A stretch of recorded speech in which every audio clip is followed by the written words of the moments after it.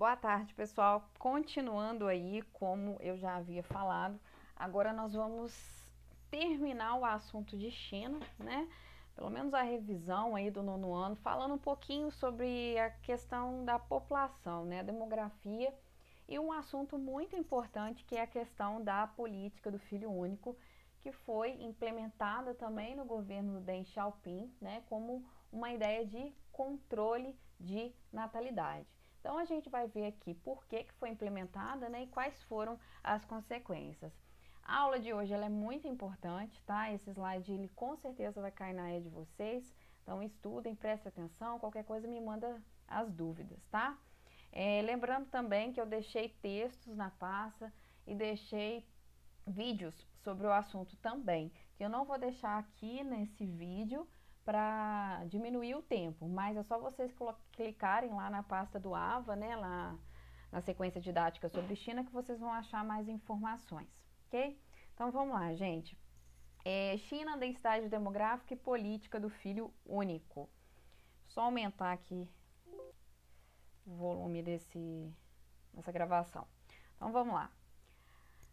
A China é a nação mais populosa do mundo, com cerca de 1,4, né, quase 1,4 bilhão de habitantes, né? Mas como eu já falei com vocês, estima-se todavia que a Índia, ela vem ultrapassar, né, ela vem a passar essa população chinesa por volta de 2022. Isso é um dado da ONU, né, que é uma expectativa, tá? Mas de qualquer forma, a China continua tendo aí vai continuar tendo um elevado número de população, tá? O território chinês é o terceiro maior do mundo, né? Em comparação aí, por exemplo, com o Brasil, né, que é o quinto. Isso leva a uma densidade demográfica não muito alta, de 146 habitantes por quilômetro quadrado, 57ª posição no ranking mundial, tá? E a distribuição populacional dentro do território chinês, todavia, ela é desigual. Quase 70% da população concentra-se a leste. Isso aqui a gente já viu naquele slide 1, onde eu falei com vocês que as características físicas, né, serão grandes limitadores do crescimento nessa região aí a oeste, né, onde está marcado aí por esse tom branquinho e esse tom mais rosinha, né? Nessas áreas, a densidade chega a mais de 400 habitantes por quilômetro quadrado. Então, se a gente olhar bem ali próximo ao litoral, né, principalmente no que a gente viu no slide anterior, nas zonas econômicas especiais, a gente está falando de uma área com uma densidade demográfica extremamente elevada. Mas quando a gente pega o total, né, do território e divide pela população, esse número não fica tão alto, né, 146 habitantes, justamente por conta dos aspectos físicos, né? Então tá aqui essa explicação, né? A gente vai ter aqui o deserto de Gobi, né, aquela região chamada de Xinjiang, e o Planalto do Tibete, aquela região ali mais alta do mundo, né, os tetos do mundo. Então a gente tem uma predominância de planaltos e relevos acidentados a oeste, né? Então são áreas muito elevadas, ou seja, tem dificuldade aí para agricultura, para questão doméstica, né, o uso doméstico e também pela questão climática, tá?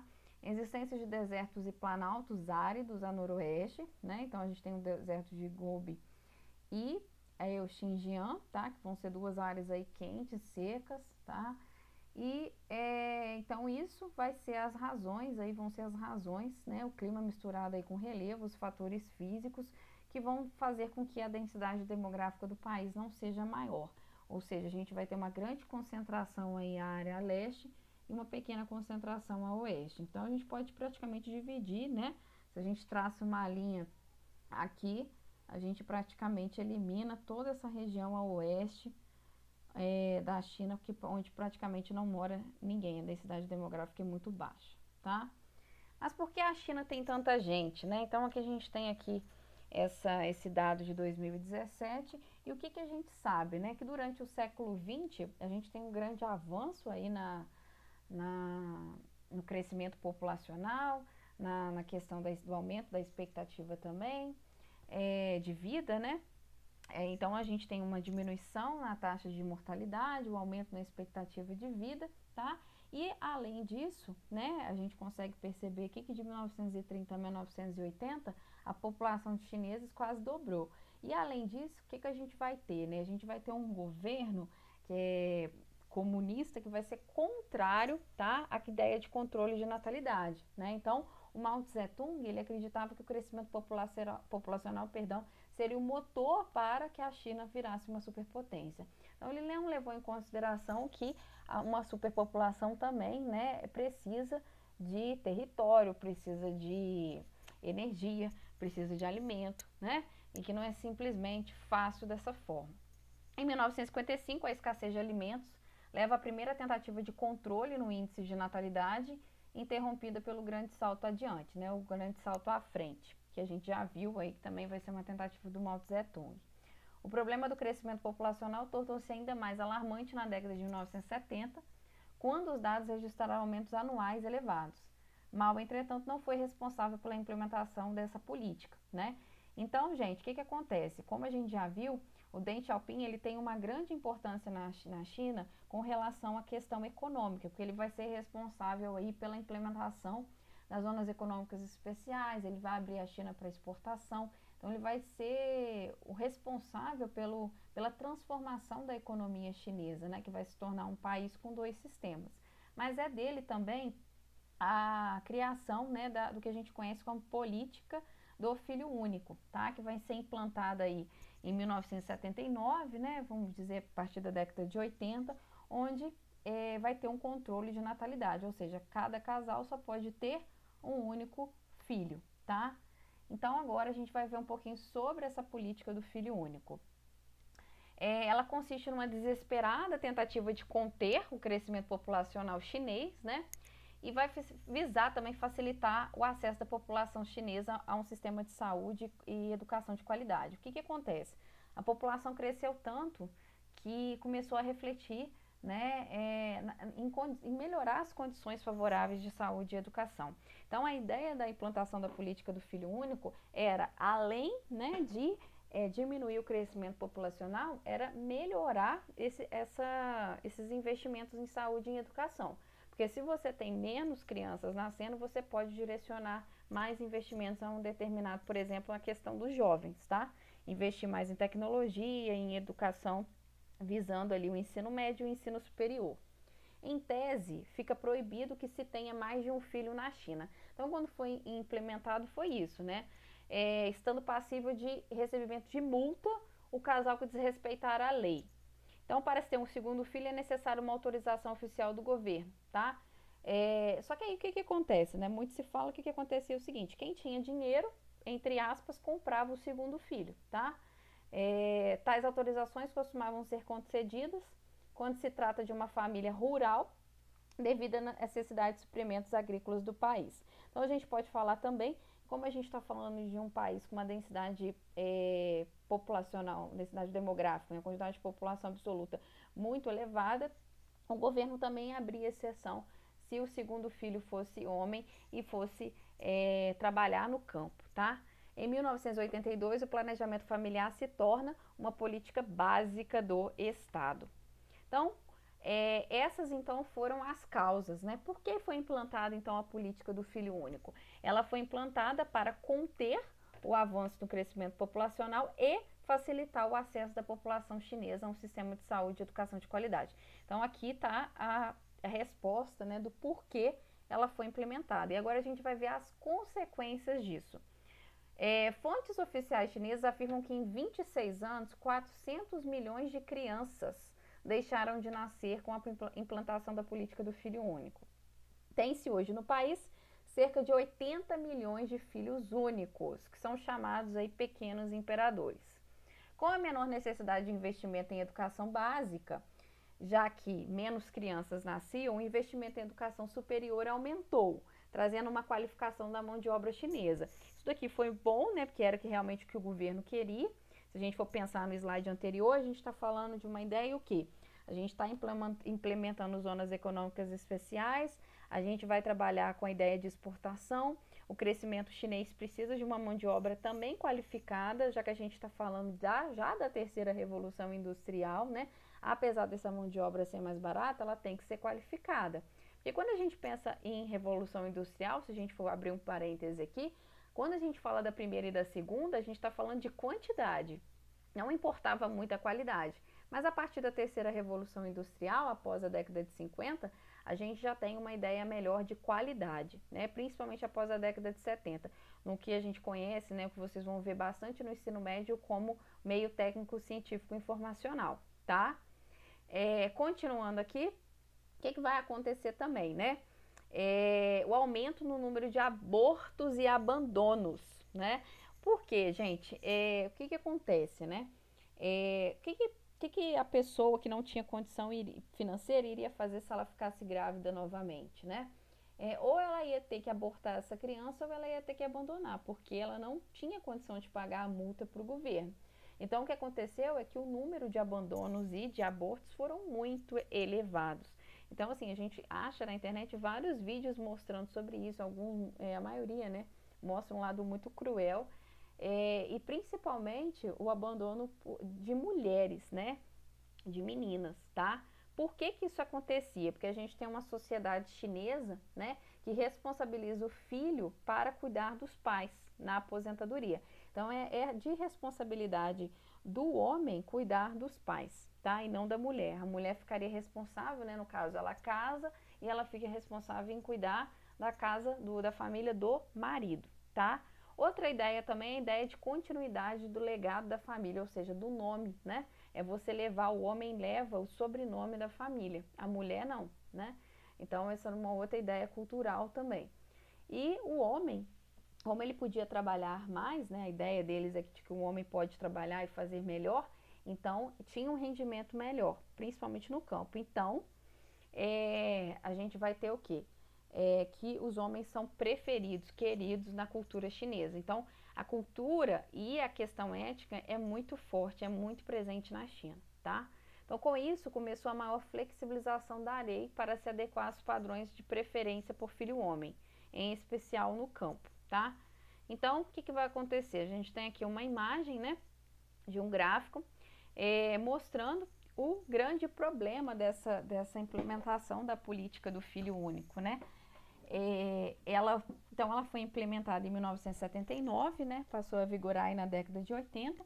Mas o que vai acontecer, tá? Então, a gente tem a marcação aqui de 1979, que foi o ano que ela começou, mas aqui está em 1980 por conta da década, né? Então, o que vai acontecer?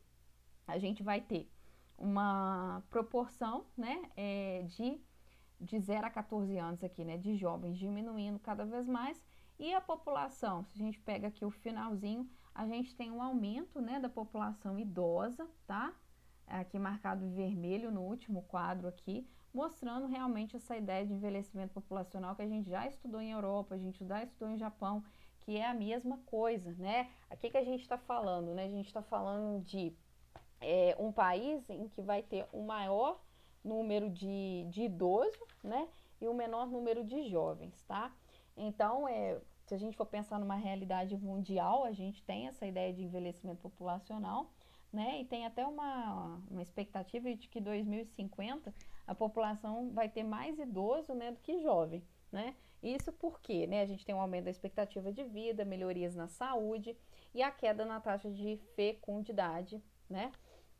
Qual que é o maior problema aí, né? A questão previdenciária, né? O Estado ele não dá conta de bancar essa faixa da população chamada de população economicamente inativa, né?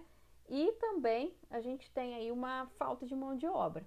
Então, como eu costumo falar, eu já expliquei para vocês aí em Japão, a gente não sabe ainda como é que vai ser essa ideia da quarta revolução industrial, a ideia da inteligência artificial, né? A robotização, enfim. Né? Mas na realidade que nós temos hoje, vai faltar mão de obra para trabalhar, uma mão de obra qualificada. Então a gente tem hoje 2 países aí que se destacam com características muito complicadas para lidar com a população, que a gente pode falar aí do Japão e da Itália, né? Bom, aí, gente, o que vai acontecer? Vendo essa perspectiva, né, de envelhecimento da população, nesse atual cenário, o que vai acontecer? Em 2000, permitiu-se que o casal poderia ter um segundo filho, se ambos os pais fossem filhos únicos, ou seja, começa a haver uma flexibilização da política, tá? Em 2000. Em 2013, 13 anos depois, né, os casais foram autorizados a ter um segundo filho, se apenas um dos pais é filho único. Então, a primeira flexibilização foi em 2000, a segunda em 2013. E em 2015, finalmente, né, a gente vai ter o fim da política do filho único. Assim, todos os casais passam a poder ter um segundo filho, tá? A medida veio com a esperança de aumentar a taxa de natalidade e diminuir os efeitos de envelhecimento da população. Então, eu deixei aqui para vocês, ó, essa reportagem, tá? Que depois vocês podem dar uma lida sobre o fim da política do filho único, tá? Ela é lá de 2015, exatamente, né? No dia que foi anunciado o fim dessa política do filho único. Então, é interessante para vocês lerem essa reportagem, tá? Só que a gente tem uma realidade mundial, que já foi comentada também, que a população hoje, ela não está tão animada assim em ter muitos filhos. E principalmente por ter passado 35 anos, né? A gente pode pegar a década de 80, de 90, de 2000, né? 80, 90, 2000, 2010, na verdade, mais de 40 anos, né?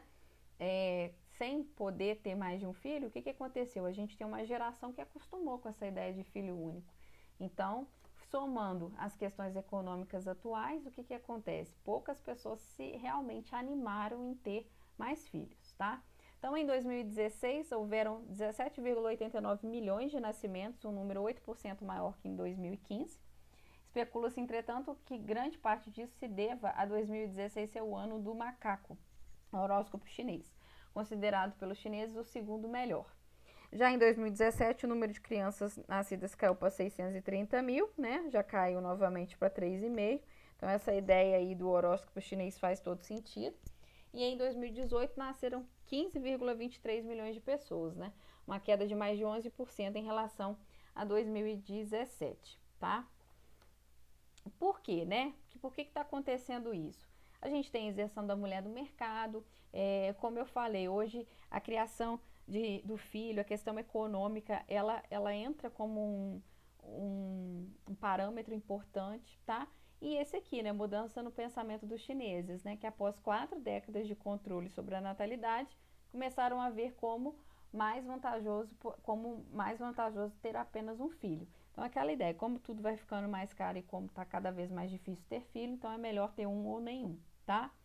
Isso não quer dizer que a população está encolhendo, mas sim que o envelhecimento está aumentando, tá? Então, a gente ainda não tem esse dado na China, né? Como eu falei, da população encolher, mas o problema na China se dá mais como esse problema da realidade mundial, né? Do envelhecimento populacional, tá?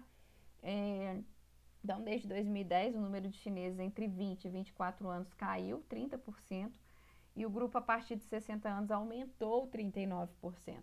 A população chinesa em idade ativa reduziu quase 5,5 milhões em 2017, sexto ano consecutivo de declínio. Então, isso aqui futuramente vai trazer realidades muito preocupantes para a população, para o Estado chinês, tá? Então, quais são as consequências? Que foi o que eu já comentei aqui, né? A gente vai ter problemas previdenciários, né? O Estado, ele não dá conta de bancar isso. O alto custo da saúde, porque o Estado, ele vai ter que investir muito mais em saúde para idoso.